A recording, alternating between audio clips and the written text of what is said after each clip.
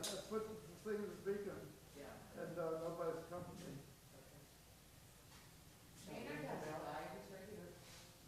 Is it time? Yeah, then ring the bell. Oh, yeah.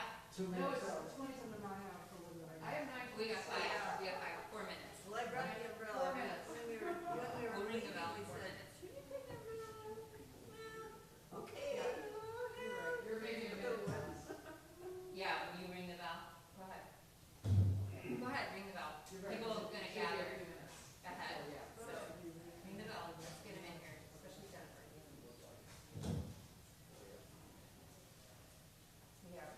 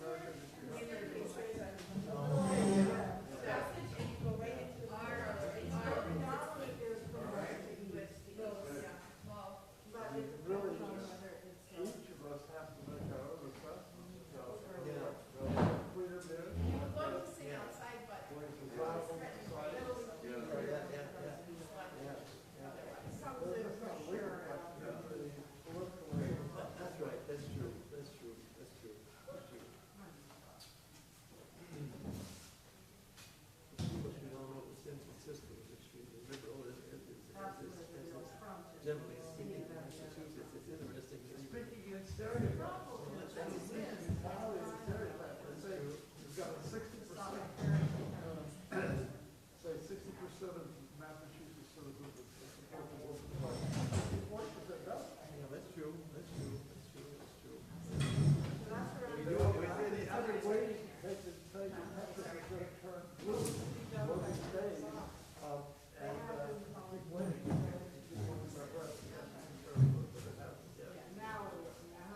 Good morning, everybody. How was the first night on Star? Listening, good, right? Listening to the waves. Some of you could hear the buoy out here, the dings. I could hear like sounded like a foghorn all night long because I'm in the front. Out here, I'm in the front in Founders Lounge. That's a new place for me to be, so that was kind of interesting. Welcome today. This is our first day of presentations. We're really excited to have everybody here. I do have a few announcements to help us through the day. If you're viewing from online, welcome. We're really excited to have you join us too. So there's a few things that's going to be a little different.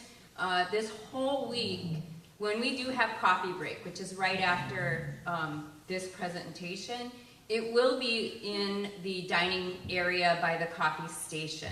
So we'll go over there, we'll get our coffees, we'll mingle. We can go back out to the porch if it's not raining, but we'll go get our coffees from the coffee station, okay? So that's where we got them this morning at breakfast. Another thing is there are beacons in here. If you haven't gotten a new one, please get a new one. That has our schedule on the back. It's on the back, it's got our new schedule. Remember we had to do a little flip-flopping due to some issues with people not being able to get here on time or not being able to get here at all.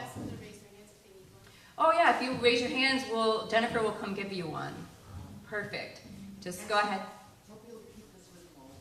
Oh yeah, and you should keep this with you all week. This is going to be help you out on knowing what is happening and where it's happening. Also on the chalkboard in the lobby, it says IRAS. That will also have our schedule for the day and any activities that are happening outside of our schedule. So for instance, today at 1:30, assuming we do not have torrential rain, we will be there's a botany tour. So if you are interested in the Star Island botany tour, it is happening today at 1:30, and they're meeting on the front porch. Okay, so if that's something you're into, you're certainly welcome to go to that. I've been asked, there's a couple things I want to say. If you're new to Star Island and you're here in this talk, there are 2 restrooms on this side of the building. Okay, there's 2 restrooms over here. And then other than that, you do have to go all the way through the lobby and downstairs to get to restrooms, or upstairs to get to restrooms. Okay, so there are 2 over here or over this way, because most people need to, might need to go to the restroom at some point. And don't hesitate to, pop out of here if you need that. So I've also been asked where the pink parlor is, or Jennifer's been asked. It is, if you are in the lobby and you're right by the gift shop. So the gift shop is, you walk in the lobby, and on the right side of the lobby is their grand piano. Right next to the grand piano is the gift shop. Right behind the gift shop is kind of the hallway next to the gift shop, leads to the pink parlor. And that is where choir will be the entire week. So if you're wanting to join the choir, if you want to sing this week, they'll be in the pink parlor, which is pretty typical. In the past we've met there, so there's a piano in there, so if you wander in there, there's sofas and stuff. Anytime this week that it's not used, anyone's welcome to go sit in there too. So, feel free. It's a really nice space if you wanted to read, especially if it rains today. And then really another nice space to read is over by the fireplace in the back of the lobby. We won't have a fire unless it gets cold, but it is also a nice little nook to read if it starts to rain. Okay, one of the things we need to know if you're coming online, if you are here in person, is if anyone is aware of anyone who's deceased, anyone who died this year, an IRAS member. We will have a memorial service if we know some people that have passed away. So if you are aware of that, please contact, you can contact Edmund, but if you're not here, you can, if you're online, you can tell us through the Q&A or through the chat feature, or send an email in to the Beacon, because that's another way we could get the information to where it needs to be. Also today, I want to just talk briefly about the Q&A today for the talk, and the talks that are going to be broadcast via our YouTube link. We do have someone that is monitoring the chat feature. So if you are online and you want to ask the speaker a question, please just put it in the chat. Realize that it will get asked during the Q&A unless the person monitoring the meeting or in the speaker feels like it's a clarification question and there needs to be an interruption. And then they'll, do the raise their hand kind of thing. At the end, we will, of a speaker's presentation, we'll have Q&A, so if everyone, if anyone else in the audience wants to ask a question, someone will come around with a microphone and you are welcome to ask any questions. Does anyone else have an announcement that I may have forgotten? Is anyone else? I just want to tell you that I went and sat on the rocks this morning and listened to Reverend Blake today, and I was blown away. I came out, I actually left the rocks crying. So I want you guys to know that if you didn't go to chapel, I suggest that maybe you make that something to go to tomorrow and the rest of the week. You can also, everyone here should have gotten a link so you can get on the YouTube channel here on the island. So if you have your computer with you and you're not up yet, because I'm a late riser too, you can actually watch the chapel. Everybody can watch chapel through the YouTube channel that the link has been sent to you. That is a private link, so please don't share it. That's a private link, so please don't share it. But you are welcome to watch chapel. If you are not one to sit in a chapel, the rocks, they have chairs up there near the chapel where you can sit down and hear what's going on in the chapel. That's what I did this morning. So I welcome all you all to come and try that out and just give it a listen. With that, yeah. Question? Yeah, question. CJ, on this new schedule, along the bottom, it does not indicate a movie at 10 o'clock. I'm just wondering if that is gone, or is that just a printing problem? No, well, you know, we ran out of room. So today there's no movie, right? The movie is on Wednesday, the night, because we're waiting for the llama to come. The first movie he was presenting, and so we have to get him on island. Yeah. He's not here yet. So Wednesday night there'll be a movie. I believe it's Wednesday night. And Friday. And Friday night there's a movie. No. Come on up here. Yeah. Just to clarify about Mark's asking about a movie, there are 2 films occurring During the day. I don't know if you're asking about Joe Wiley's film, Mark, but that is Friday during the day. And Yamanja, Wisdom from the Heart of Brazil, is also during the day. That's on Thursday. However, we sometimes offer extra evening activities after chapel. They're considered a little bit auxiliary to our program because we know not everyone is a night owl. And the Lama is bringing one that is related to Buddhism, and he's actually in. And that is going to be on Wednesday because of his later arrival. We may have another one shown later in the week. We also may have, depending on the weather, and Dan Solomon and David Klotz, we may have stargazing. So you'll be wanting to look, again, we urge you always to look at your beacon schedule for the day and check the chalkboard. Speaking of which, if anybody is really interested in helping write things on the chalkboard, we could use a little bit of help. So talk to one of us if you might be willing to do even one day. Oh, I see a volunteer, yes, and we can have another volunteer. Shall I introduce you? No, I think we had another question. Oh, and another question. Yes, Barbara. Yeah, I was wondering if one did not get an email with the link for chapel, is there another place where we can find that link? Could you raise your hand if No. you did get the link? Okay, so let me explain. Dan Solomon sent out an email to everybody who is registered for the conference that says schedule for participants. Did not get that. Didn't get it. Okay, I asked him to do that. I will ask again and I'll get that out. It was sent out about a week ago, and I'm sure you probably got it, and it got lost in the shuffle. It would have said virtual schedule or something, and it explained what was happening. And the schedule, the virtual schedule, is almost fine when you view versus YouTube, or whether you view versus Zoom is fine. So what it means is that's okay. It's all set fine. The link is on that schedule. It's hot. So if you click it, it would take you to the chapel. It takes you. We only have one link for all the videos for the Zoom, for the YouTube, but there's multiple links for this. There's a couple links for the Zoom, depending. Could you please resend it, Dan?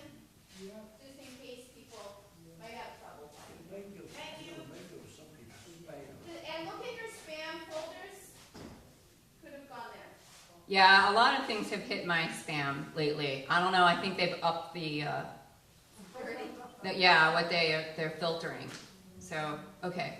With that, I'm gonna let, any more questions? Yeah.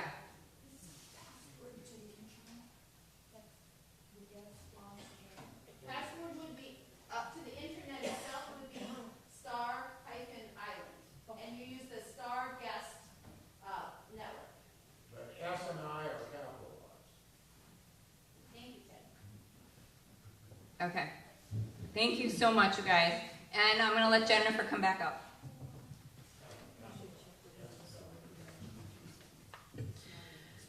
So it is my great pleasure today to welcome all of you to our first full plenary of the conference week. And I'm really, really grateful that that plenary will be CJ Love. In case anyone's confused, her name is Carolyn and she goes by CJ. So CJ is our Vice President of Summer Conferences, but this is her first conference that she's co-chairing. And it's pretty exciting. And she also has been doing all the technology for our monthly webinar series, so I'm sure that many of you have met her there, if not in person. CJ obtained her BS in genetics at the University of Wisconsin-Madison, her MA in religious studies at Edgewood College in Madison, and her PhD in constructive theology at Loyola University in Chicago. Her interest in science and theology arose after retiring from a career in clinical human genetics to full-time parent her 3 children, now in their 20s, who are her proudest accomplishment or her most greatest love. CJ developed an interest in theology after taking a moral theology class for fun. So that tells you something about her. Some of you might play cards, but CJ takes theology courses. And so then the course was, she defended her dissertation, which was called Rethinking Anthropocentrism Through a Genetic Event Philosophy of Time, with distinction. She teaches ethics and philosophy of religion at Elmhurst University and Bible for the Diocese of Joliet Diaconate Program. CJ is currently co-editing a book that examines how philosophical, theological, and social scientific principles can be applied to our social institutions, such as education, social welfare, criminal justice, government, and the economy. I think Neil Woolman is working on that book, so it's an IRAS collaboration. And I will turn this over to CJ. You can read more about her accomplishments in our Orange Book bio sketch. And today we will learn from her. Thank you.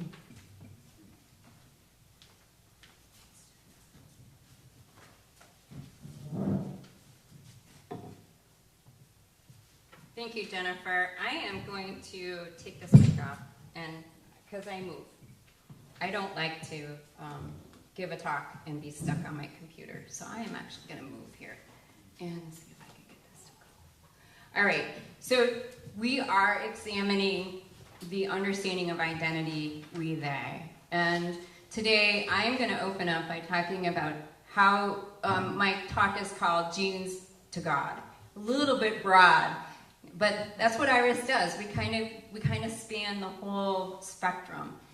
So today I'm going to kind of look at how do we understand ourselves as human, and what role does biology, philosophy, and religion play? Heavy on the biology today, especially in the genetics. So don't get too discouraged if you're not into the other. All right. So of course, like any teacher, right? What did I do? I go out and look at the definitions. What the heck am I talking about? So the very first thing I looked up is, well, what is identity for real? I mean, what is the actual definition of identity? So identity encompasses the memories, experiences, relationship, and values that create one sense of self. This is an amalgamation, creates a steady sense of who we are over time. So over time, as we age, in our present now, as we move forward, I would say temporally, right? I mean, that's my deal. I'm way into temporality. but over time. Well, then I asked, what's self? Really, what does it mean to be a self? So, of course, like every good 21st century person with a phone, I Googled it. And here I get a person's essential being that distinguishes them from others, especially considered as the object of introspection, of reflection, reflective action. We'll talk a little bit more about this introspection and reflective action when we get to the philosophy part of this conversation. And then I Googled self. So here we go, denoting a person or thing, or other, excuse me. Denoting a person or other thing that is different or distinct from one already mentioned or known about. So that's other. Okay, so I was like, okay, so now I've laid the foundation for what I wanted, my understanding. So I want to unravel this complex notion of self. Of course, it's not an easy thing. So I'm going to look at two competing understandings of self. One is a Cartesian understanding of self. One is what we're going to call relational, sorry. And then there's going to be this layered approach to this talk and to understanding self. So we're going to first look at self as body-mind. And FYI, tomorrow, Andrew Newberg will be here to talk more about mind. I'm going to focus a lot more about body and just tell you that we're not minds. We're bodies with our minds, in concert with our minds. So he's going to look at mind tomorrow. So we're going to look at self as experiences or memories. That's another way of understanding self. Another way of understanding self is through this category of morality, which I'm going to lump in with religion. So kind of this morality of religion. Okay, so here we go. Our very first thing is the self as body-mind. And one of the things in genetics, when I was going through school, was nature versus nurture. So you guys might have heard that. Is it our genotype or our phenotype that makes us us? Is it my genes or my experiences that shape me? And then this is where we see a lot of twin studies, right? Well, we take this twin and they have to be identical, right? They have to be, and then they see if one raised in one environment was different from somebody raised in a different environment. You know, it's a really complex situation. And geneticists for earlier on felt that it was more of our genes. Our genes made us us. So identity is a basic kind of being. In these two competing views, we have a being or a person or a mind, so this idea of body. And then I'm going to be talking about a relational developmental system, which is actually what they're talking about now. So here we have this being or person is a classical genetic understanding, the idea of nature versus nurture, the idea that who I am is determined by my genes, or has to do. This is really interesting. I'm going to give you a little story. When I was in human cytogenetics, I don't know if you guys know who Jeffrey Dahmer was. Jeffrey Dahmer was this horrible, killed a lot of young Asian men in Milwaukee. I was working in Milwaukee in a genetics lab. And when Jeffrey Dahmer was arrested, they wanted to make sure he didn't have extra Y chromosomes. Well, why did they want to do that? Well, in a genetic study where they studied people in prison, they actually found that people in prison had more than one Y chromosome. So they automatically decided that that meant you were more violent. It's not. The prison population and the general population are the same. So when they finally did a study on the general population of males, they found out that the extra Y chromosome is the same in both populations. So it shouldn't make you more violent. However, Jeffrey Dahmer wanted to use that as a defense. So we had to do his cytogenetics. He was fine. Beautiful chromosomes, by the way. But that's what we're talking about, classical genetics. That his behavior could have been, blamed on an extra chromosome. Okay, so relational developmental system is a new coming in. It's not super new, but it's the 21st century. We're seeing this shift, and it's going to be a paradigm shift. We're currently moving from this one in genetics to this one. And there's a lot of people still in this camp, but the young people coming up are in this one.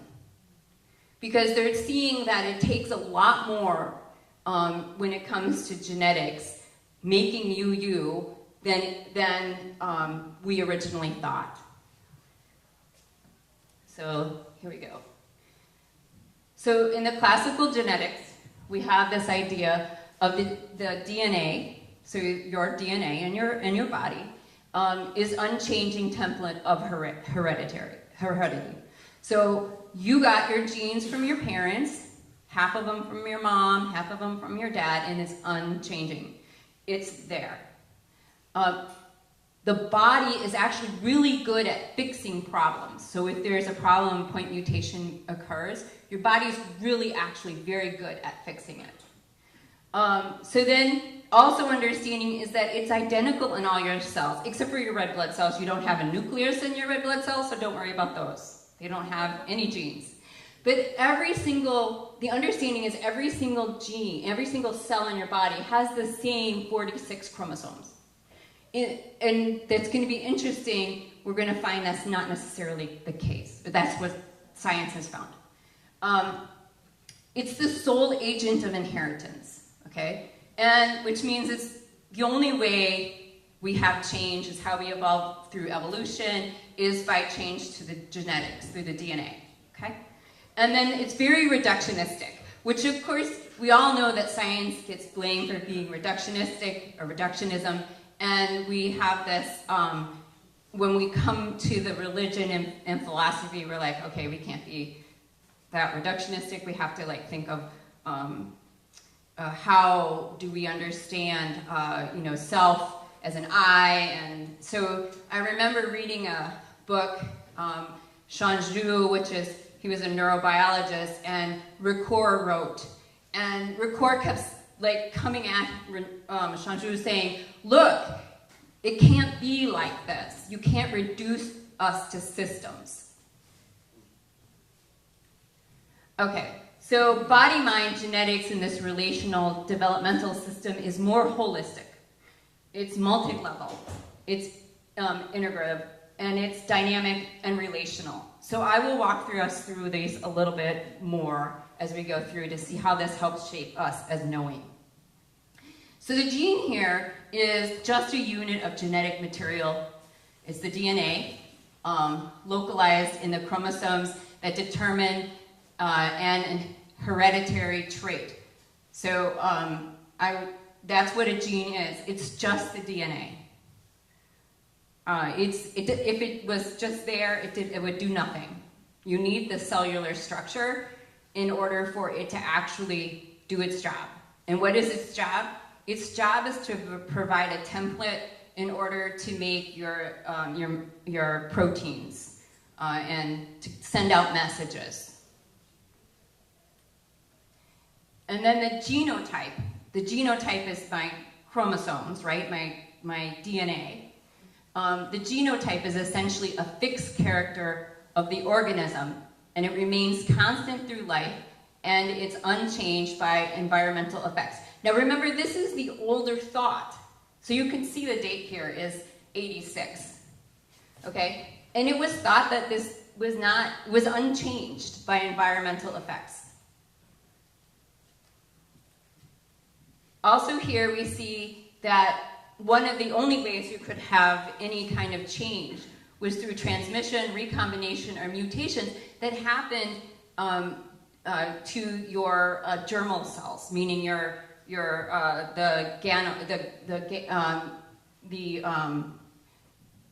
in mitosis or meiosis because it would be in the gametes, right? So in the eggs and sperm. So DNA passed on from parent to offspring. So this is the meiosis, which is the 23 chromosomes from mom, 23 chromosomes from dad. Dad decides the sex, right? Mom can only give an X, she's 2 X's. Dad can give a Y or an X, so you can get a boy or a girl. So if they ever blame women, if your husbands ever have blamed you for not having the right sex kid, it's their fault.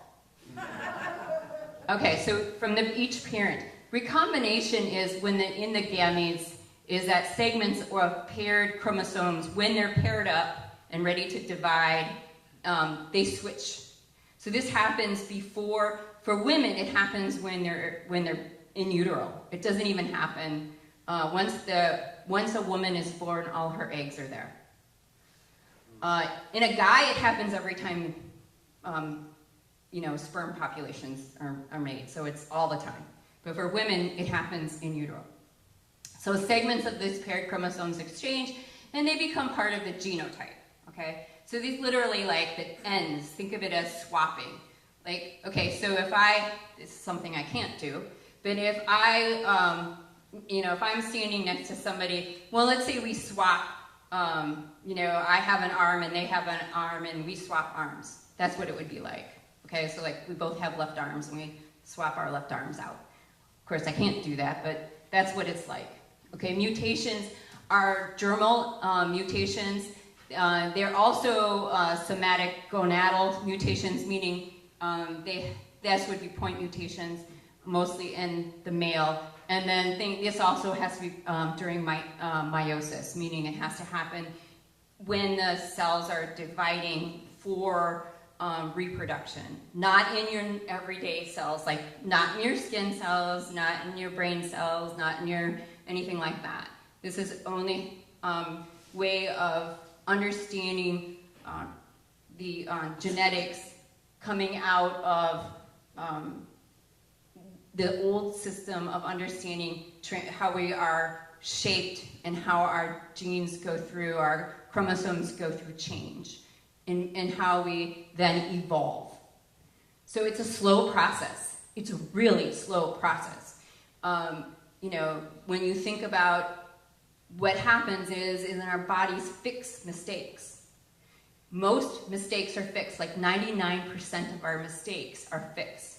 And then the other 1% of our mistakes, most of those are fatal. So what happens is they don't even make it, or they don't live very long. So it's not something that happens in nature regularly, or it happens, but it's not something. It's not like it's going to cause a evolutionary push, a quick evolutionary push.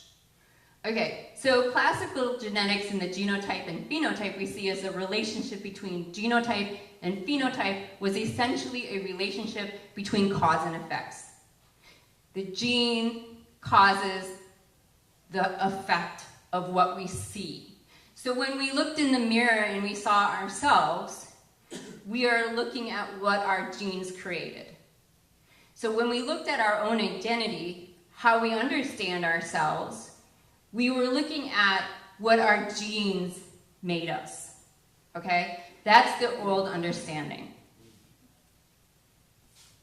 So in the classical genetics, is going to get a kick. And the kick came with the Human Genome Project. When the Human Genome Project actually challenges this reductionist paradigm. So the interesting thing is they expected, when they did the Human Genome Project, to see 90,000 to 100,000 actual, oops, I forgot a zero there, estimated genes, right? And they only really found 20,000 to 25,000. We don't have a lot of genes. There are other species that have more than us. In fact, we are very complex. We share many, I think it's almost like 98 point something % of our chromosome, our genes, our DNA, the same pattern of DNA with our closest relatives, the chimpanzees. So the definition of a gene then becomes difficult, if not impossible. When they did the Genome Project, it became harder to define what is a gene and what isn't a gene. So what is an allele, what isn't allele, what controls, what doesn't control. It's not as simple as I have blue eyes, which I really do, and that means that my dad had to give me a recessive blue, and my mom had to give me a recessive blue. Now my dad has brown eyes. So my dad had to have a dominant brown eye gene and a recessive blue eye gene in order to get me. Oh, don't even ask about my blood type, because my blood type is O, and my mom is A, and my dad is B. So that meant both of them had a recessive O. So, but what we're finding out is that it's not that our genes are controlling, that it takes more alleles than we thought throughout the entire 46 chromosomes to come up with traits, what we will call traits. It is a word that may be changing, because in this paradigm shift, they want to move away from the word traits. Okay, so it becomes really difficult to define a gene, and it's not simply it's not simply the sum of our genes. We are not simply the sum of our genes. There is something else going on. So, here we go. Thus, we are poised at what may be a sea change in the human biological sciences. We are moving from thinking of humans as simply the sum of their genes to understanding living systems as a vast and complex networks of interactions out of which emerge properties of organisms. So we're moving towards this shift. And what we're seeing is something that's being used a lot in cognitive science. This is words coming out of the cognitive science, so maybe we'll see them tomorrow when Andrew talks to us. And then you'll all go, oh yeah, I remember that. Okay, so relational developmental systems is actually coming out of the cognitive sciences and understanding how development works. So the DNA expression then is subject to environmental induced changes, okay?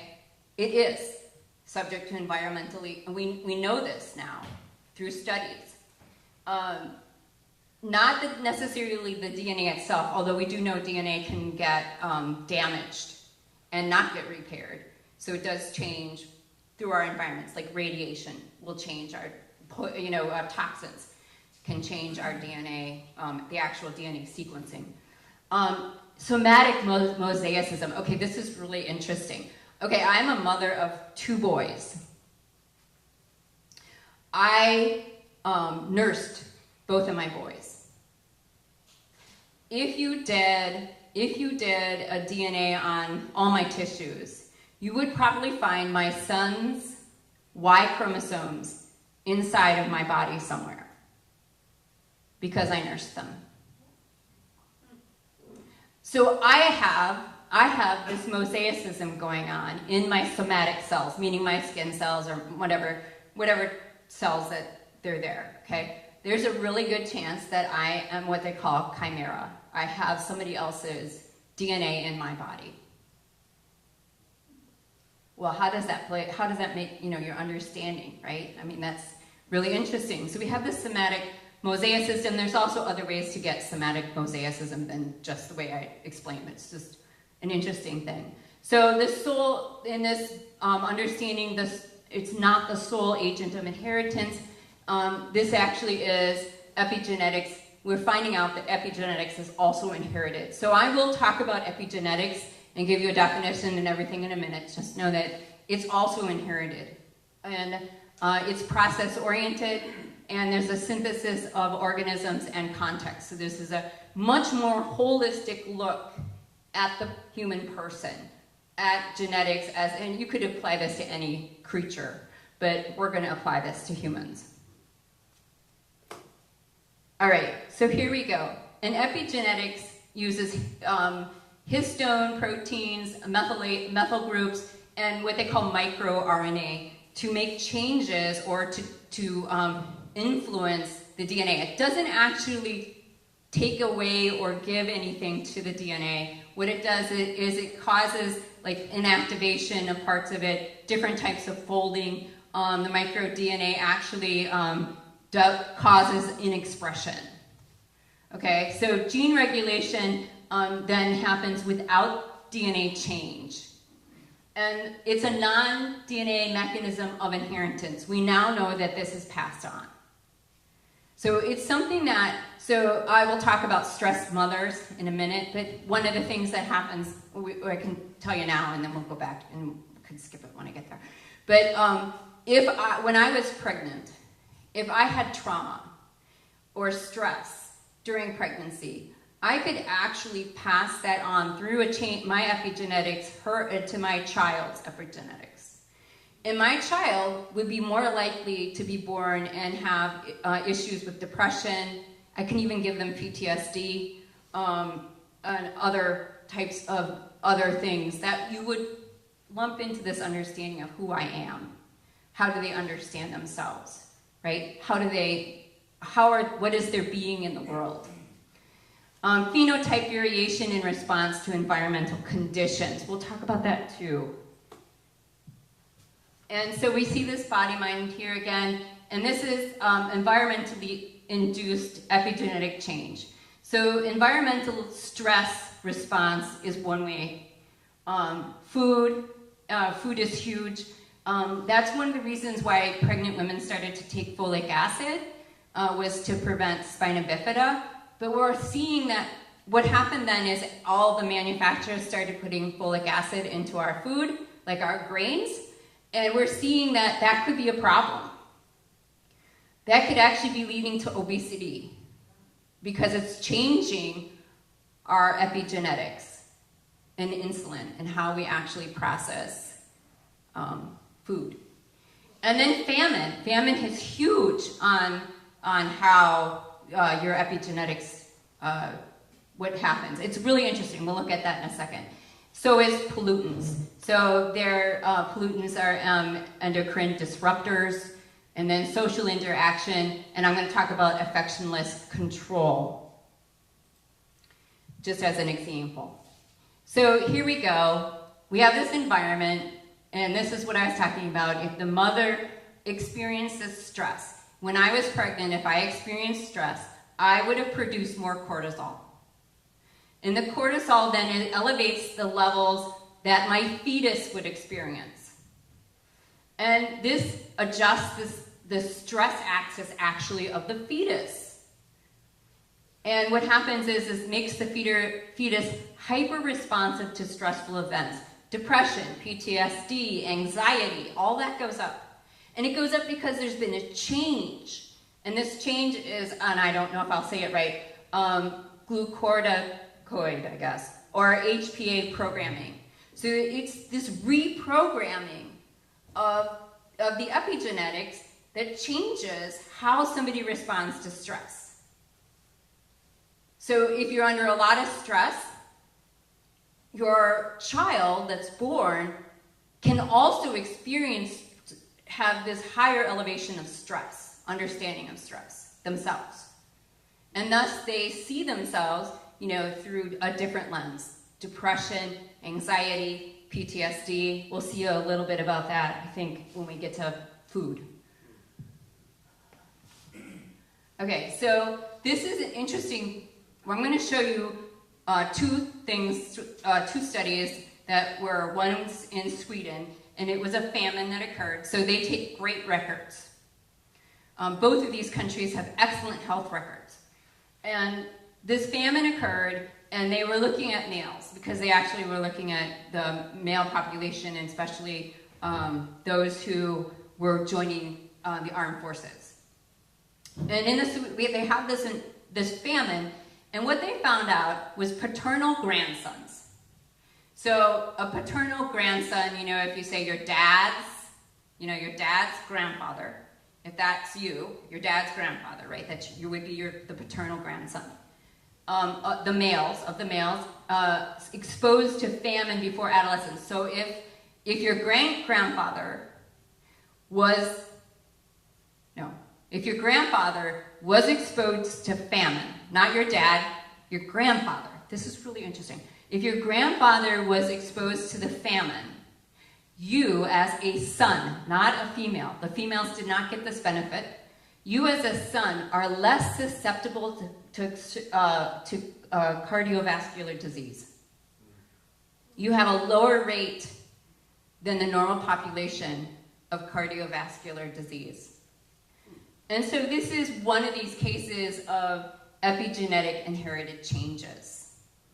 So here we have this change in how you actually live your life in your health, which I think in some ways health comes into understanding who we are. So here we have the epigenetics in a famine in females.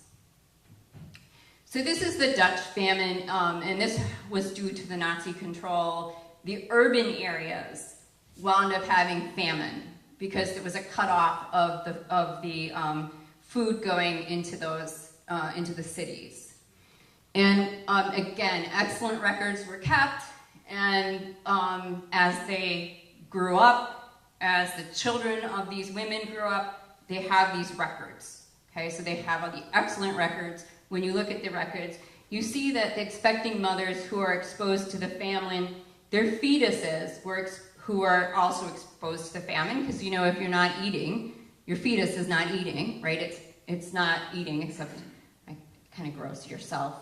Experienced elevated obesity, so these babies in adulthood will experience elevated obesity.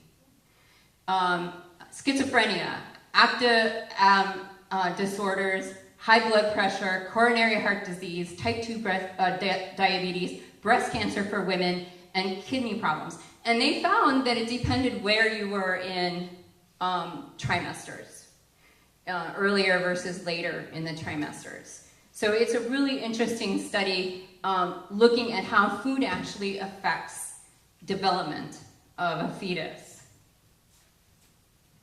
And then when we get to social interaction, I'm going to talk about affectionless control. So this is coming out, this low maternal parent bonding instrument. This is how behavior sciences understand when we talk about whether you're a good mom or a bad mom. Poor moms, we all get blamed. So I remember my mom asking me if going to grad school was a good thing and for my kids. And I said, I don't know, Mom, when they start going to their counselors as adults, I'll find out. Okay, so the risk factors here, there's this, if they have low parent bonding, so if they are like, think of it as like not interacting with their children, and they have high maternal control. So the moms try to control everything. What we see then is those children have risk factors for depression, anxiety, antisocial personality disorders, obsessive-compulsive disorder, drug abuse, and reactive stress response. And they believe that this is transmitted transgenerationally, which means that not only if my mother's was like that and I was if that was my situation, then I would pass it on to my children. So they would have these issues. And then this is a correlation between the stress hormones, corticotropin, and then releasing hormones. So this has to do with the stress hormone and how it's changed and how this release is changed through epigenetics. So these, understanding of self then changes and how, depending upon what's happened through the epigenetics, how do you understand yourself? Well, if you have anxiety or depression, that is one of the ways we see ourselves. So the epigenome is a historical memory, the molecular archive of past environmental conditions. That means our ancestors' experiences manufacture our biological features. So let's look at that again. The epigenome, the changes that have occurred in our genome, because of our ancestors, have shaped who we are today. And the scary thing is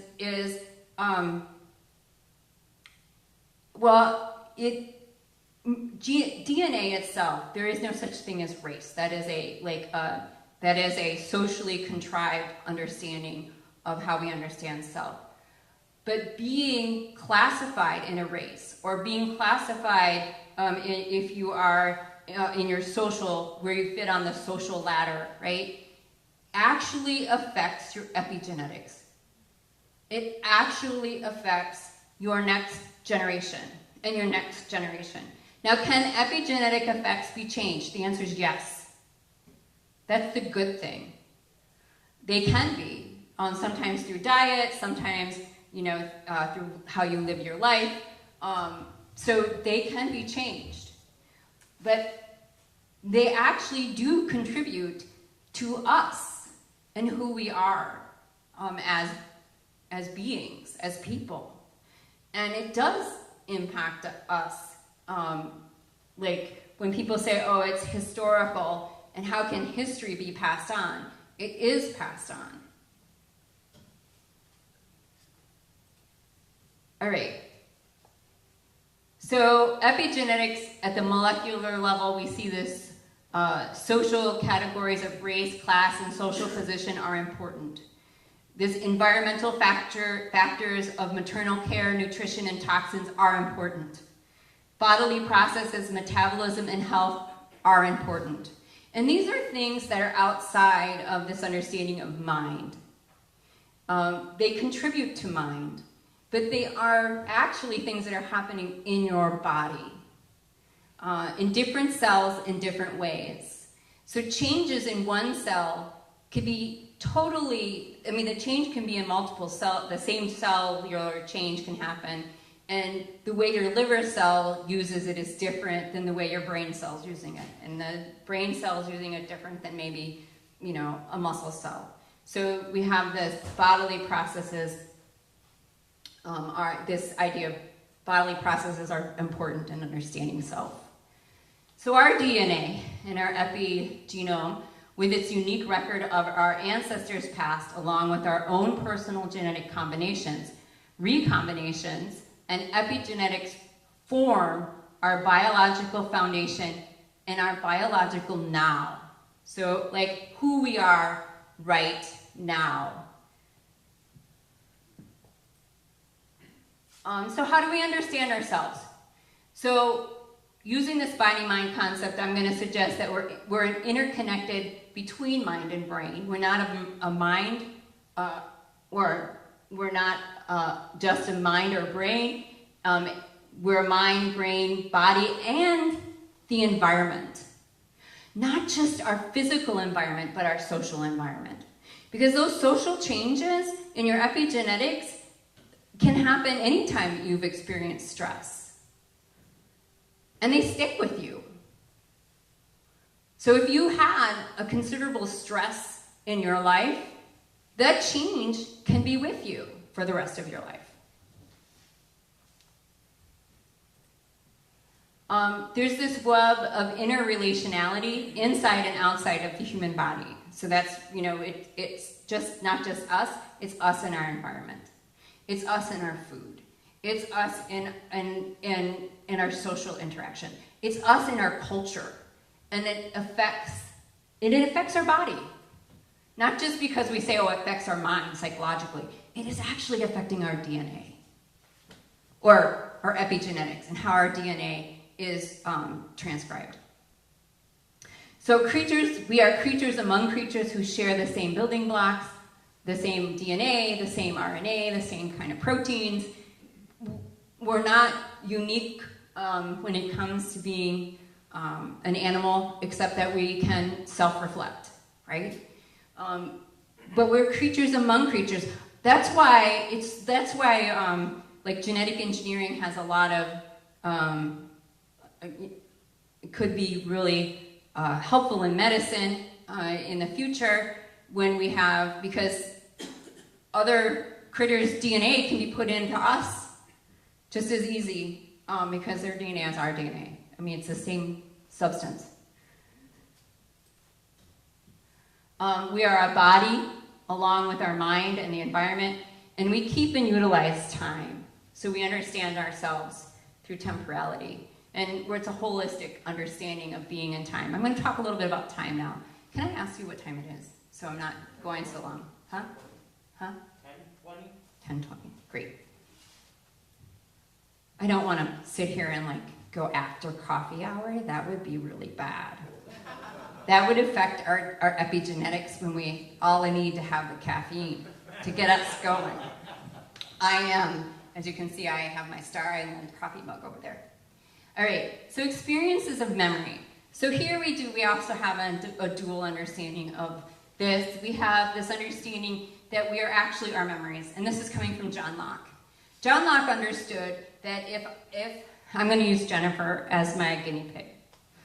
So if for some reason Jennifer all of a sudden had all of my memories and all of my mind understanding, then Jennifer wouldn't be Jennifer anymore. Jennifer would be me. That's what John Locke proposed. And he did it with a cobbler and some king or something, prince and a cobbler. That was his thing. But then Jennifer would no longer be Jennifer. Jennifer would be CJ. I don't know who I would be, but Jennifer would be CJ. So that's that idea that we are actually our memories. That what we hold in our head, our memories, is who we are as a person. That's our identity. And then this understanding, the second understanding is this I'm going to propose a nonlinear understanding of events in memory. And I'm going to use my good friend because he's my dissertation partner. I used him through my dissertation. This philosopher, his name is Claude Romano. And Claude Romano, you might not know him, but he's kind of falls into the continental philosophy. So he's a phenomenologist. And so he's got this nonlinear understanding of events and memory. Let me explain this for a second. I might have a slide on it, but I'll explain it now, and if we do, I'll just go through it faster. But when you experience your life, if I were to ask you, what shaped you? How do you understand yourself? So one of the things you might actually tell me is things that happened in your life. For instance, I might tell you things like, well, I'm a mother, right? Oh, and I might tell you that I'm a wife, and I might tell you that I had breast cancer, and I might tell you other things, and you might, most likely, you put the most significant change, the most significant event in your life, the most changing event in your life first. You don't normally go linearly. I did not. Obviously, I don't know if you realize this, I was actually married before I had my kids. Sorry, David. But I actually was. I had 3 kids, but I understand myself as mother, right? I've always understood myself as mother, as a defining understanding of who I am and my identity. I understand myself as wife, and I understand myself as being 3 years cancer-free.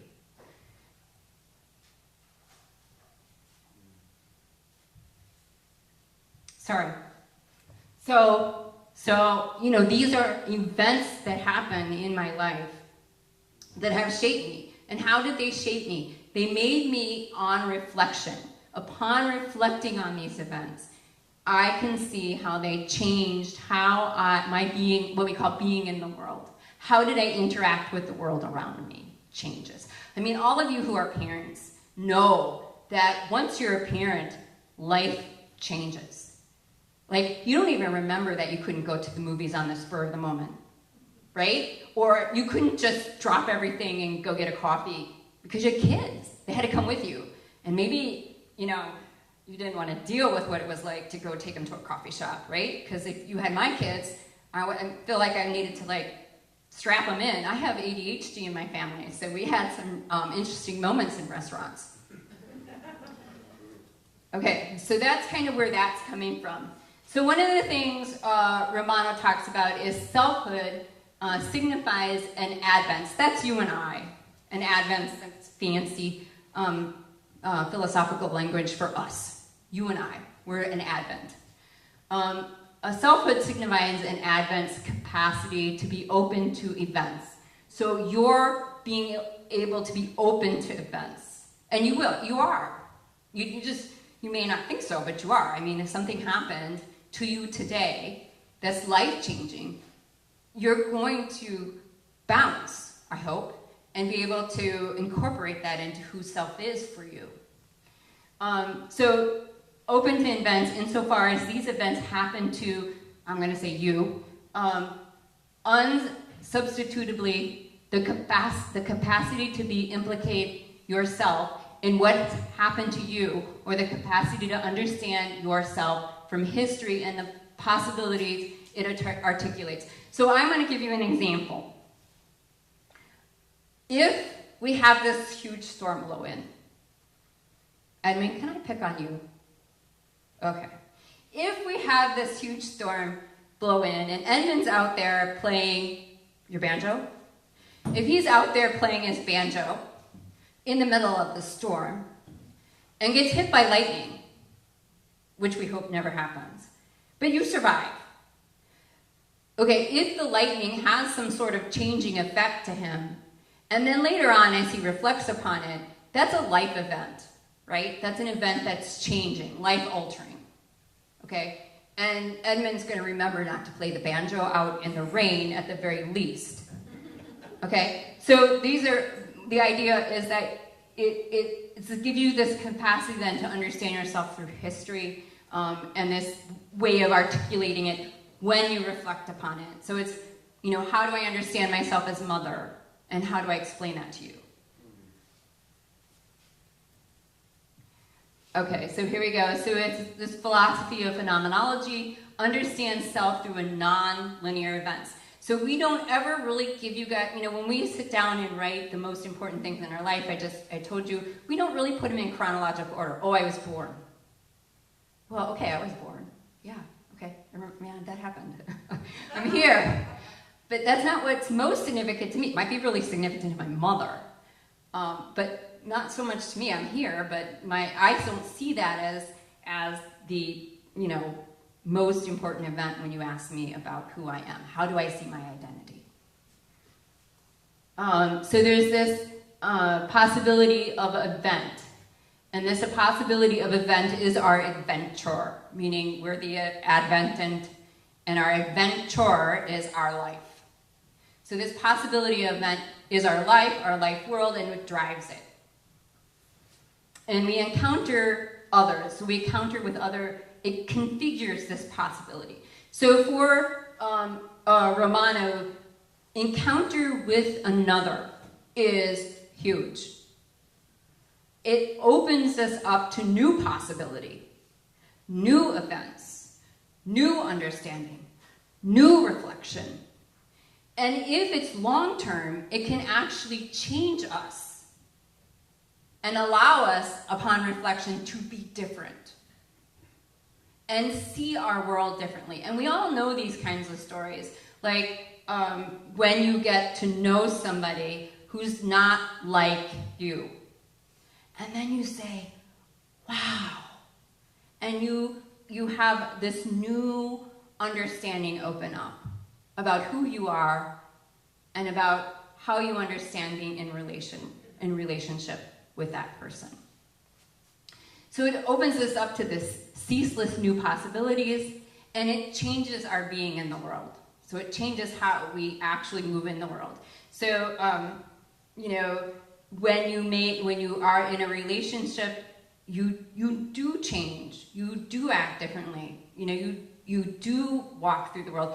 I think that's one of the reasons we're here today. Mark. CJ, where you are right here, the possibility of an event, the change you're talking about, is it a wet change? Explain what you mean by that. Is the DNA, is something encoded? It can be. It can be. Really? Relationship, yeah, they're showing that cultural relationships can actually influence the epigenetics. Not the DNA, but the epigenetics.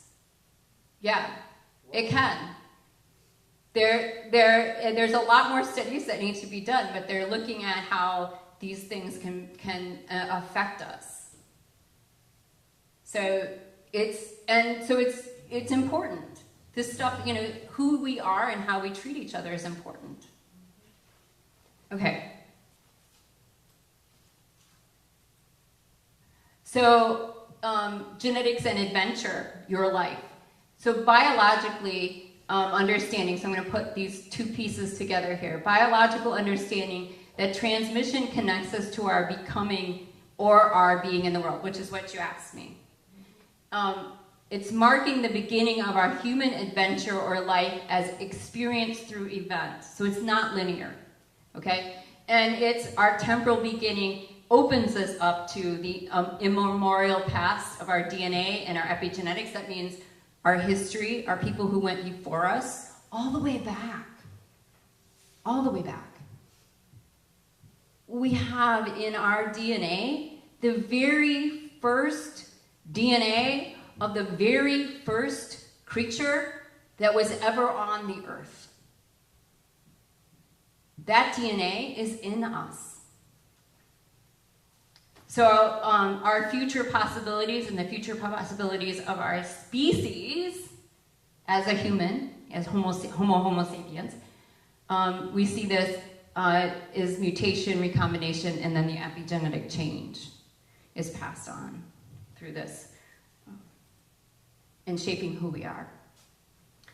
So self-identity encompasses the biological, phenomenological life world that also includes the mind, this idea of the mind, the body. And then I'm going to take the last little bit, it's pretty short, self as morality in religion. I'm going to look at two different concepts. The first is this distributive identity. It comes out of Buddhism. And dignity or rights, which comes out of Christianity, Judeo-Christian understanding. So Van Hoystein, if you were here like 6 years ago, he was here. The embodied human person has biologically emerged in history as a center of self-awareness, religious awareness, and moral responsibility. So this is how he sees the human person. So in this distributive identity, it's coming out of Indian Buddhist philosophy, is we don't have a own being, no own being, meaning we're not autonomous. We're not just this me. Like, this idea of rugged individuality, right? It doesn't exist. So there's this intricate dependence on everything else. So we are dependent on everything else, right? We're interconnected. It's a web. We're all have this intricate dependence. There is no self-standing being, okay? So what I do affects you. What you do affects me. Even the you that's across the pond, right? Or what's happening in other parts of the world. So this no self-standing being, and so there's this human identity arises fortuitously. So our human understanding of identity arises fortuitously. So it just happens for us, and it's a shared experience. So the ontological, undergrounded relational characteristics that consciousness is varied and often fragmented, and perception often unreliable, human dignity is constructive, evasively, and in the grip of delusions, conventionalities. So this is coming out of that understanding, okay, of identity. Yeah, it is. So in the Judeo-Christian understanding, we have this understanding of dignity or rights. Our understanding of rights comes out of here. And that's the Imago Dei, or being made in the image and likeness of God. So the idea of being made in the image and likeness of God is this understanding that we are in relationship. This imago Dei is a relationship. And how do we act in relationship? So if you're Christian, you understand a Trinity. And if you understand a Trinity, you understand it's love. God is love. This Trinity works together in love. So this idea of love.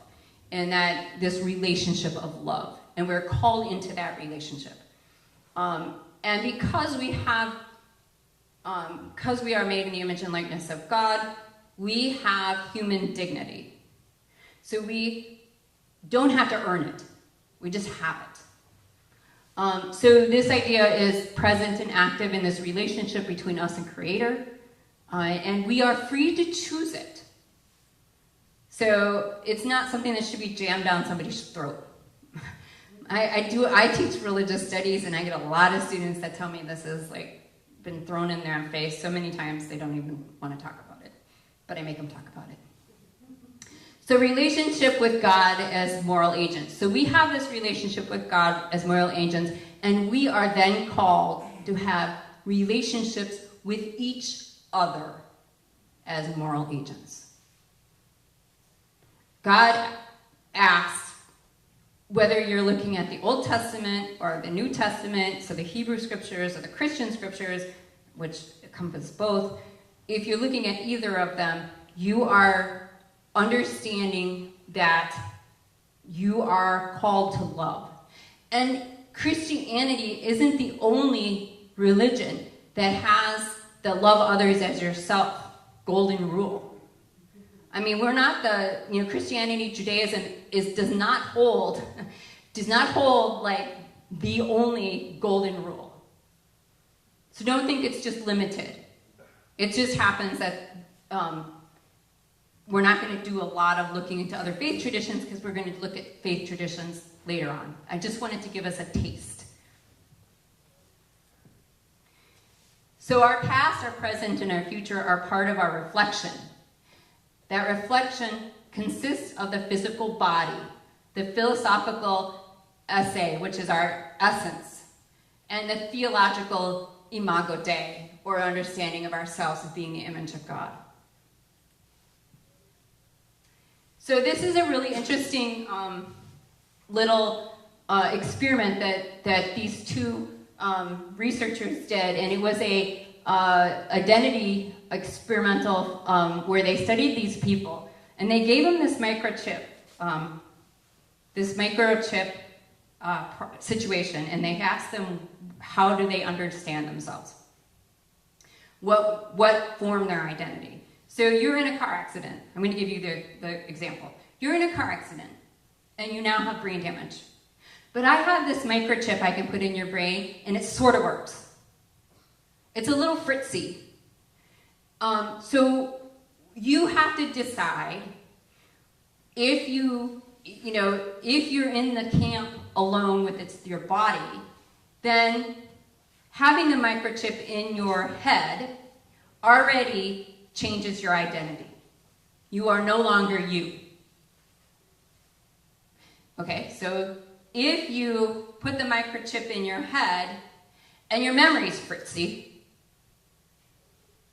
then you're no longer you. And I want you to think about people with Alzheimer's. If you put the microchip in your head and you lose your morality, let's say you were a good person and now you're not a good person. Let's say you were loving and now you're no longer loving. You are no longer you. And when they did this experiment, they asked people what would be the most detrimental to them in losing and how they understand themselves as a person. Overwhelmingly, they found that it was morality. That people felt that if they lost their morality, they lose their identity. I think that's really interesting. Now, our identities are always changing and developing, while emphasizing that there are, nonetheless, a subtle core to our identities that enable us to know ourselves and each other as the same persons over time. Okay?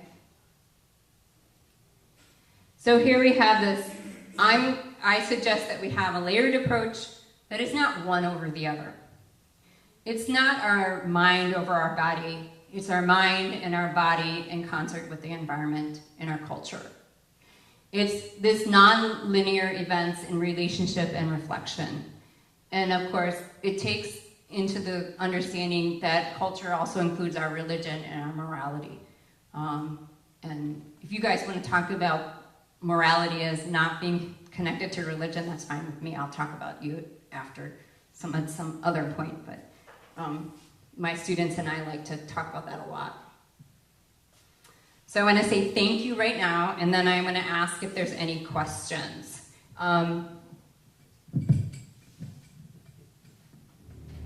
So Jennifer, you want to go around the room?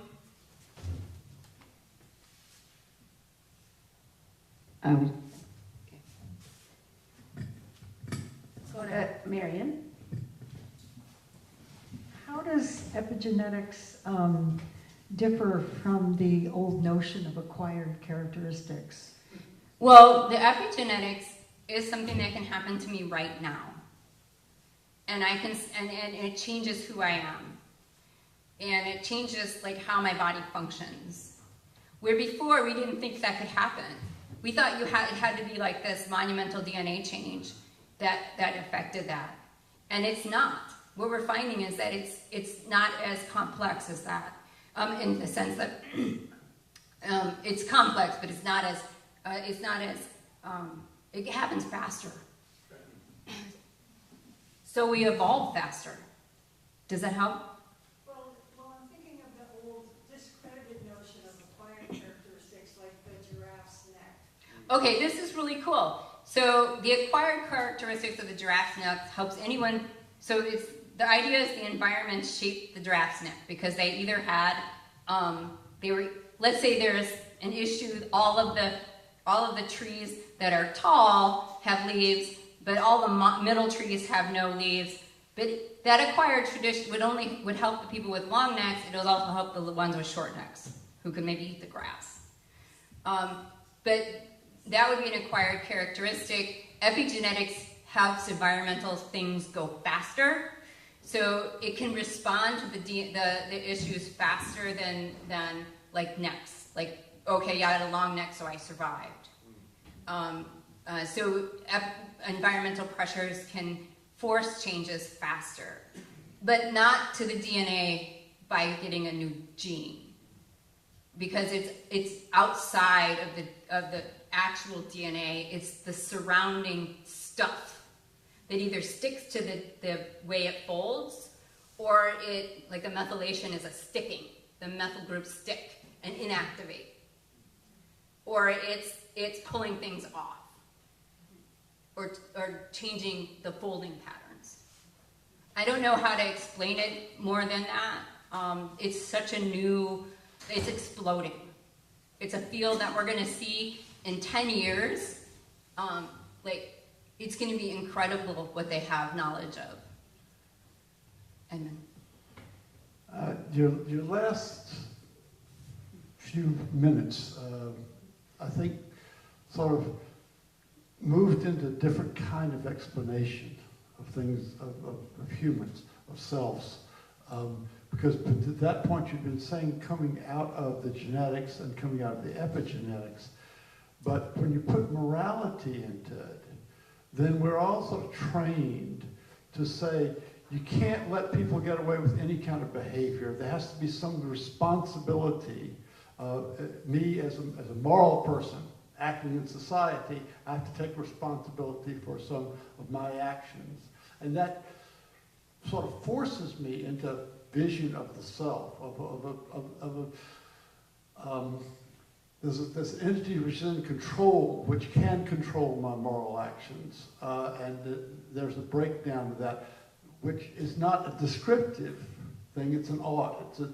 It's saying this is the way it needs to be. We're all looking right now, the great morality play on the American scene is the January 6th insurrection and who's going to be held ultimately responsible for that. That's a good example of, but you don't sort of describe people that way. Not get into what I'm trying to say. Well, maybe I should just leave it at that. Okay, so let's just take the January 6th situation. Some people watching the January 6th situation unfold, and let's say that's immoral. People who watch that unfold, let's say you're pregnant, and let's say that caused high stress. My sister's high stress. Okay, love her to death, but she's high stress. And let's say she was pregnant. There is a really good chance that that high stress, and especially since it's overplayed and overplayed and overplayed over even the course of this year, could cause her child to have changes in the epigenetics. It could cause her to have changes in her epigenetics. So what happened culturally out there in the world can affect her and her progeny and can be passed on. Can it be checked and changed? Yes. They have shown that the methylation can be demethylated, but it's usually through diet, it's through exercise, it can be through like meditation. They don't have like, this is the formula. Don't think there's one formula. There isn't. They're learning. And that's where we're at. We're at a beginning of paradigm shift. Going to Saul.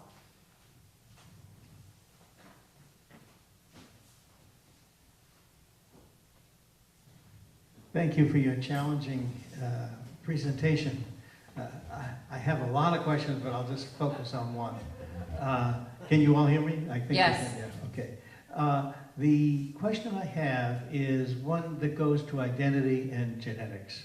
And it's the difference between having 2 X chromosomes and 1. I have only 1. Yes, you do. Yes, and I believe that you only have, and you have 2. I do, because I can have and babies. My 1 came from my mother. Not from my father, but from my mother. My Y chromosome, which really influences one big trait, if you will, that males have, which is the male characteristics. But there are very few genes controlling that. Very few. On the other hand, the X chromosome is loaded with genes, and they're loaded with genes that are mostly connected to human behavior. Mostly brain functions, in fact, are connected to the way the X chromosomes. There are other things too on the X chromosome, don't misunderstand me. But my point to you then is something that's so loaded with behavior and is so different between the 2 sexes.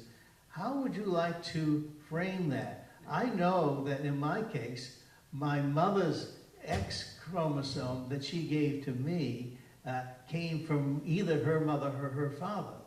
On the other side, I don't have that kind of balance. In other words, the males who have an X and a Y chromosome, in general, do not have the formulation, if you will, your inheritance of those characteristics comes in a very unbalanced way, favoring the mothers, if you will, if you're male. If you're female, you have some from both sides, and the females, of course, have the balance of having both the X chromosomes working to help them. There's a mosaicism of the expression of the X chromosome throughout their body. So what I'm getting at is that how do we build that theory into the way you presented your logic about morality, your logic about all of these other factors that you brought up. I couldn't agree more that here's this tiny, molecularly tiny methyl group which now gets attached to your DNA at different points under certain circumstances and alters. But by the way, it doesn't alter it doesn't alter it permanently. It does not alter it permanently. It can become unaltered, but more likely it's a significant alteration in your life, in your individual life, that you do not pass on necessarily to your offspring. You pass it on behaviorally to your offspring, but not the other way. But what I'm getting at is how do we bring into being, if you will, these profoundly important differences between having 2 X chromosomes and 1 X chromosome, and what is the meaning of that within the context of our whole meeting? That's an interesting question. First of all, it makes the females the stronger sex. Because we have the capacity to turn off a damaged X. Yes, but I would say not stronger, but more resilient. I'm gonna say stronger. Okay, so I mean, as a female standing up here. So anyway, how do I put that into context? Well, the genes that you actually need to have paired with the X chromosome are also on the Y. Not a lot, but why, what we see then with this XY situation is like, why do guys have more color blindness? Well, that's why. Why do guys get things like more, anything that's X related, and we see that more in their population, like Fragile X syndrome, which is a mental kind of issue. So it diminishes mental capacity. Why do we see that happen? That's kind of explains why we see that happen. I can't tell you that there's been a lot of studies on the X chromosome versus, in epigenetics and behavior and morality. So I can't say a lot to that, except to say that I'm sure someone's studying it, because it is a big thing. I do know that when women, so I'll tell you the story about this cat. So the very first cat that was cloned was, it was a calico. And if you guys know about calico cats, they have like patches all over them. And when they clone this female calico cat, and what happens is their coat color depends on what X is turned off. Okay? Which one was inactivated. That's what it's called, inactivation. Because we can't have 2 X's firing in our cells. It's too many chromosomes, too much DNA, too many messages going out. So 1 X is always turned off inside of a female's. And that's why we've got the mosaicism. It could be your dad's X, it could be a mother's X that gets turned off.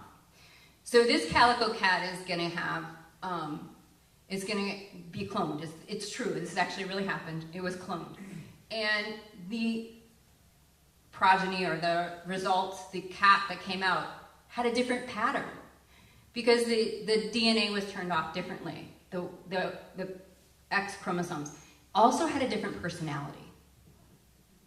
So the first cat was like docile and loving and kind, and the second cat, clone, was a little bit feisty.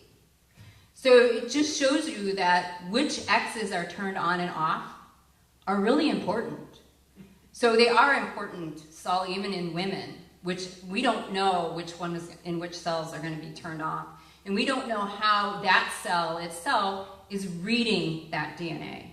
Because each cell, each body cells, even in my liver, I can have my dad's X working right next to my mom's X. Okay? So even within the same tissue type. And that's part of my identity. Where you don't get, if you're a male, you don't get 2 X's, one to turn on, one to turn off. So you're maybe in some ways, my identity is a little more fluid in that sense. Because I don't get to have, one of the things it does show is that if we think that cloning is going to make a replication of ourselves, it's not. It's going to make a unique being. That's why we have, when we talk about identical twins, my mother-in-law's an identical twin, and they showed drift, epigenetic drift from twins as they grow up. And we see that in my mother-in-law and my aunt, my husband's aunt.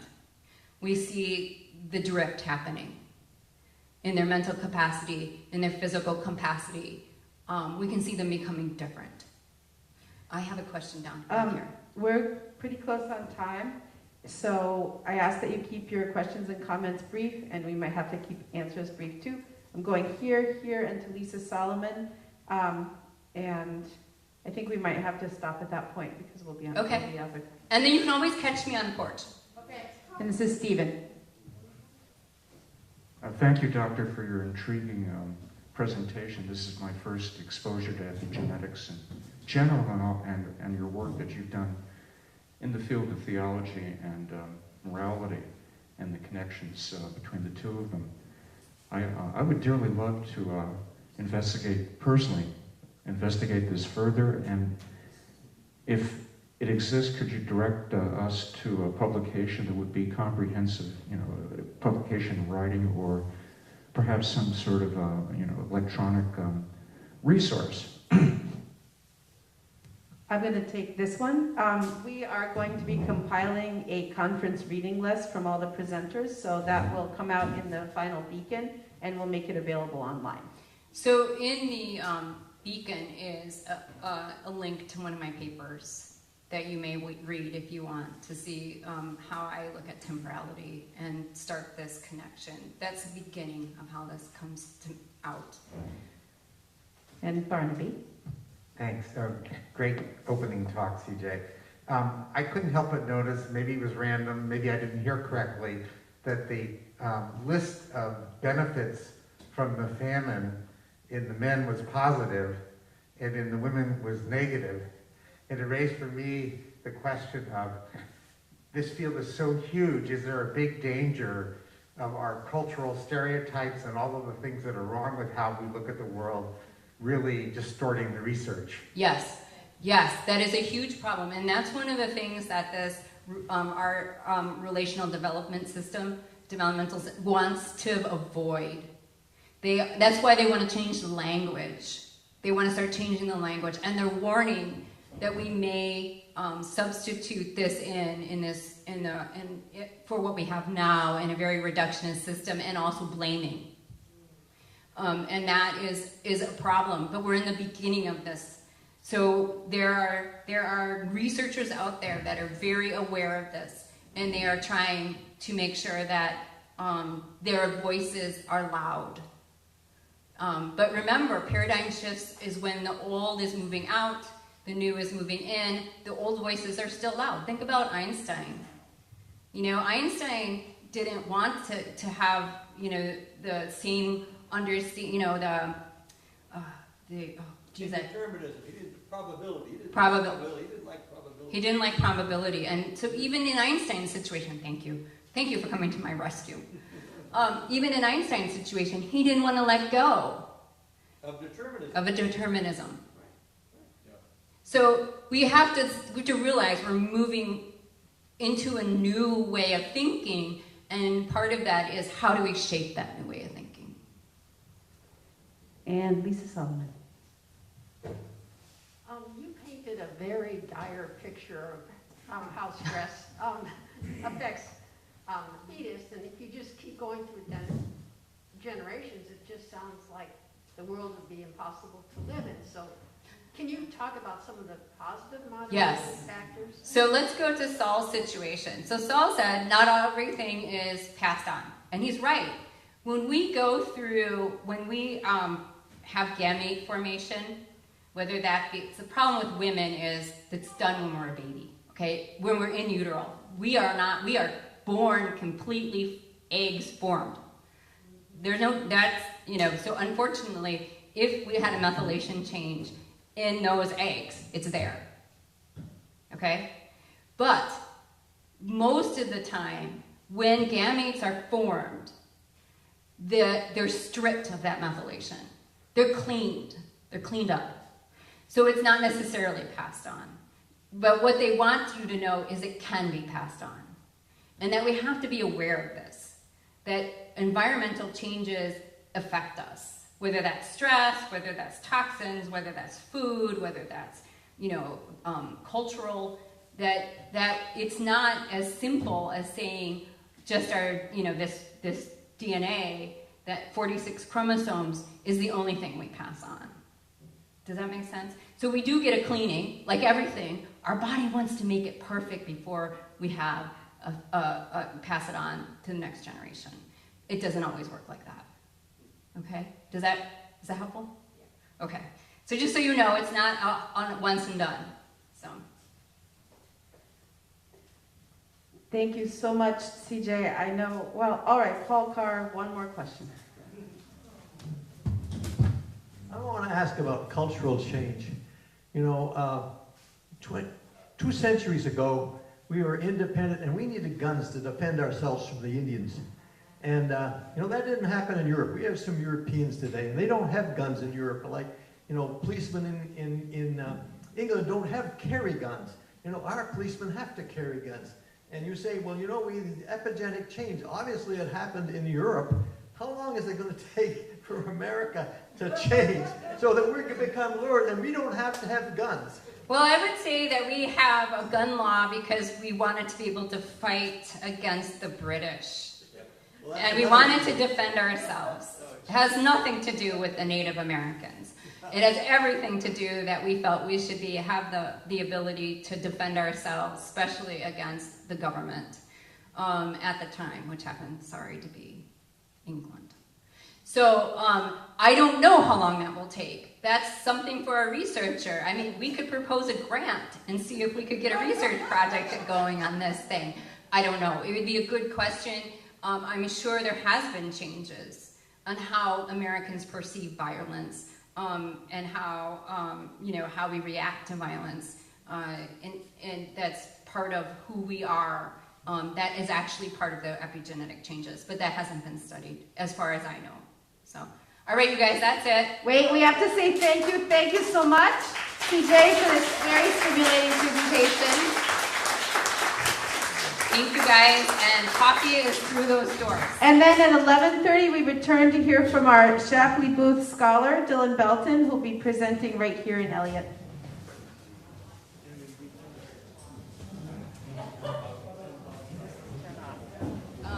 You hold it 3 seconds and figure That's good. That one is okay. Thanks. I did it.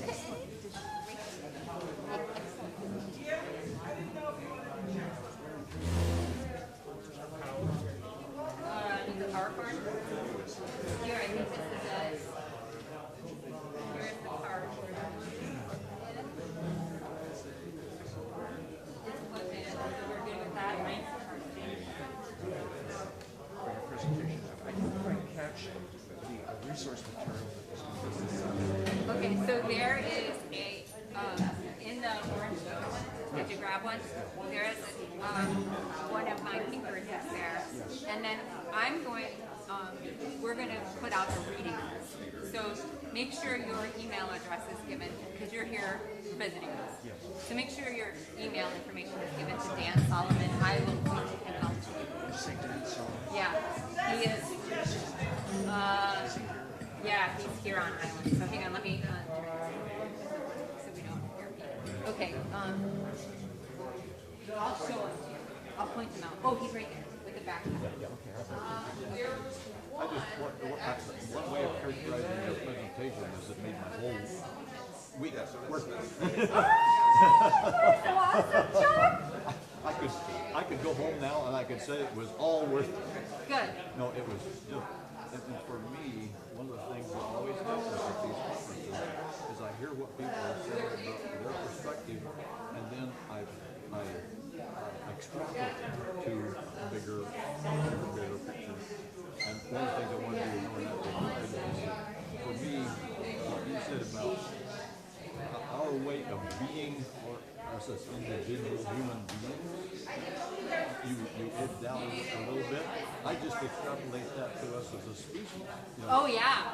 And, oh yeah. And one of the things that just blew my mind as we were talking was the environmental influence on us as a species. There's a whole field of ecopsychology. And taking that field and really embracing it holistically, those epigenetic changes, anything that you described today, can be a result of what we are as a species and our interaction with other species. It's just mind-blowing. Yes, it is. And so, thanks again. Well, talk to me later. We'll talk about that. Okay. Because I think that this needs to be a book. Don't you think it needs to be a book? Oh, absolutely. I never thought I had an idea for a book, but I think this needs to be a book. Yeah. No, I think it could easily be morphed into a book. absolutely. No, I had this good friend of mine, who worked with Gregory Bateson for 7 years, and the work that he and I have done over the years, we have wanted to get out as a book. Now he has terminal cancer, and so Oh, okay. it's not going to happen. But Right. anyway, yeah, no, it's that kind of potential that's just really exciting. Right. So thank you. Awesome. Dylan, you want to swap computers? Okay, that's fine. Do you have HDMI? Okay, then you gotta do it.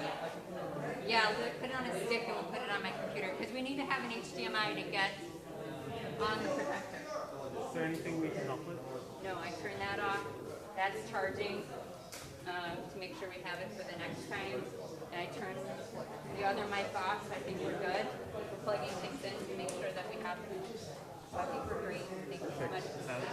We can leave this on, right? Yeah, that's really fine. Okay. We don't want to blow out your light bulb. It will only be on for like a half hour. Yeah, that'll be totally fine. Okay. We'll see you guys in half hour, maybe 40, 15 minutes, whatever it is before we start up again. Okay. All right, thanks. Okay, so let's put you on Monday.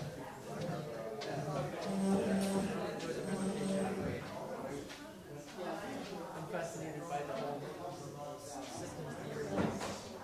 Yeah, it's kind of nice. So,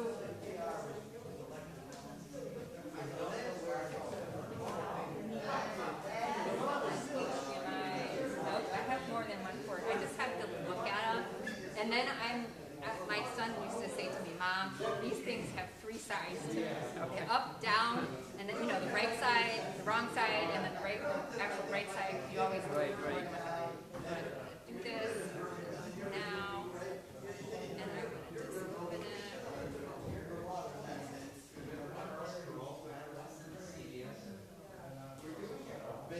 Okay, so all by itself?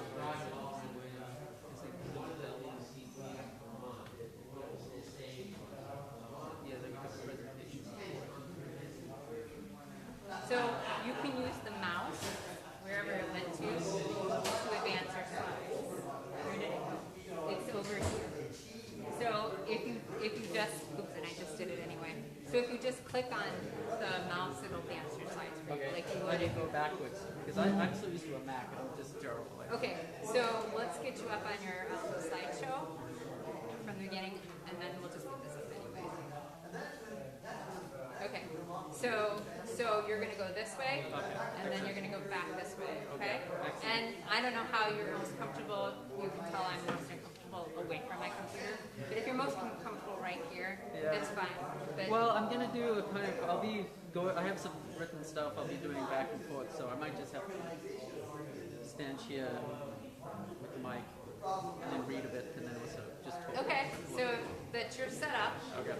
I'm just going to close this down until we're ready to start, okay? So I'm just wondering about slides myself. Do you Okay. want me to just email you to? Is that easier? Or plug in I've got an iPad and I've got the dongles, but I'm not sure if it's going to work. So, do you have a stick? A stick? I think so. Put it on a stick. I It's do. just easier that way for me. Okay. And then I don't have to find it in an email because sometimes it's like, oh my gosh, where did it go? And then it's like, oh, I didn't get it. So if you have it, then we have it direct. And you've got a PC. Because I think my slides are mostly on Apple's Keynote. Okay, but I so think then I can actually let's- turn them into PC. You can actually, Like a PowerPoint. okay, can you, when you have a dongle, can you put the HDMI cable then into your Mac?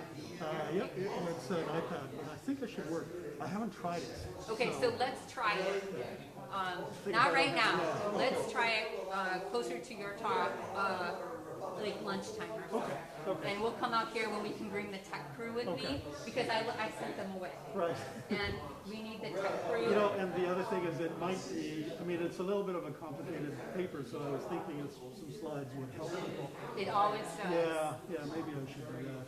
So, okay, let's do that in the afternoon or at lunchtime. We'll come Yeah, back let's for do it. it at lunch, and I'll tell the front desk that we're gonna want someone out here to help us make sure Just that need to see what kind it's so small. it's an HDMI. Just a regular thing. Right, and that's what puts the pictures up Yeah. on the screen. Okay. So, okay. Sure I have.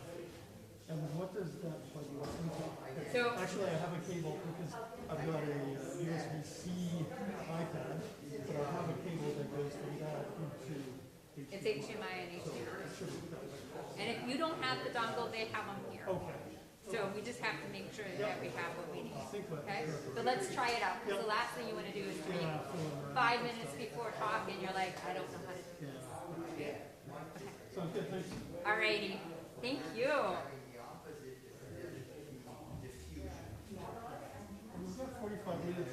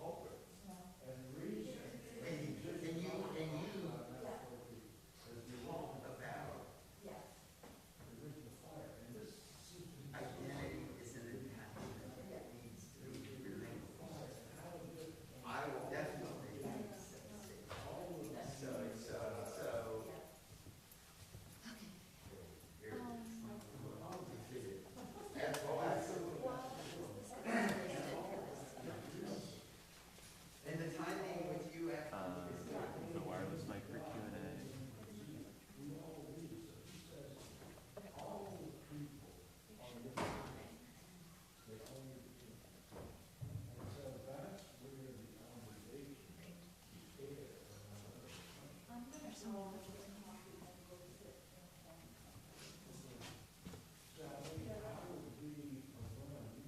Do you feel okay? I would keep working on this over tomorrow, like setting them up in? Yeah, totally. And text me or call me. Okay. I'll go get my phone because it hopefully is trying.